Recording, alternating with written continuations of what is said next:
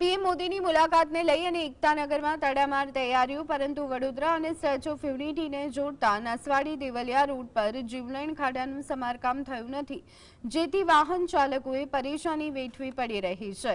આ રસ્તા પર અનેક બાઇક ચાલકો પટકાયા છે। નસવાડીથી દેવલિયા જોડતું 12 કિલોમીટરના રસ્તા પર અનેક સ્થળે મોટા ખાડા પડી ગયા, જ્યાં ખાડામાં વાહન ચાલકો પણ પટકાય છે। ત્યારે વહેલી તકે આ રસ્તાનું સમારકામ થાય તે જરૂરી છે।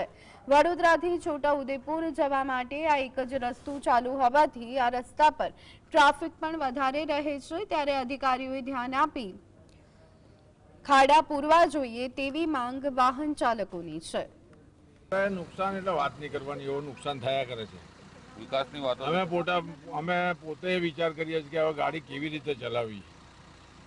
વિકાસની તો વાતો થાય છે, પણ વિકાસ નહીં થતો વિનાશ થાય છે। બહુ મોટા છે, કોઈ પરિસ્થિતિને કોઈ સરકારને કંઈ કરેલી નથી।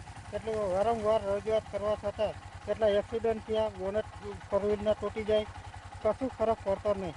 જિલ્લાને અને સ્ટેચ્યુ ઓફ યુનિટીને જોડતો આ મુખ્ય રસ્તો છે નસવાડી દેવલિયા વચ્ચેનો।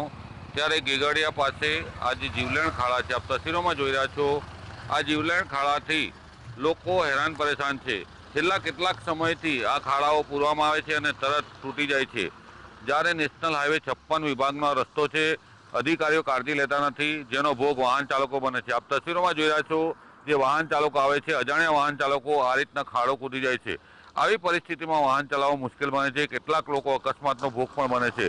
જ્યારે વિકાસની ગુલબાંગો વચ્ચે આ ખાડાઓથી વાહનો હેરાન પરેશાન થાય છે, પરંતુ નેશનલ હાઈવે 56ના અધિકારીઓ કાંઈ કાળજી લેતા નથી। સરકારે વારંવાર સૂચનાઓ આપી ખાડા પૂરવા, પરંતુ ખારે અહીંયા આ ખાડા ક્યારે પૂરાશે તે તો જોવાનું રહ્યું। રફીક ધણીવાલા, GSTV, છોટા।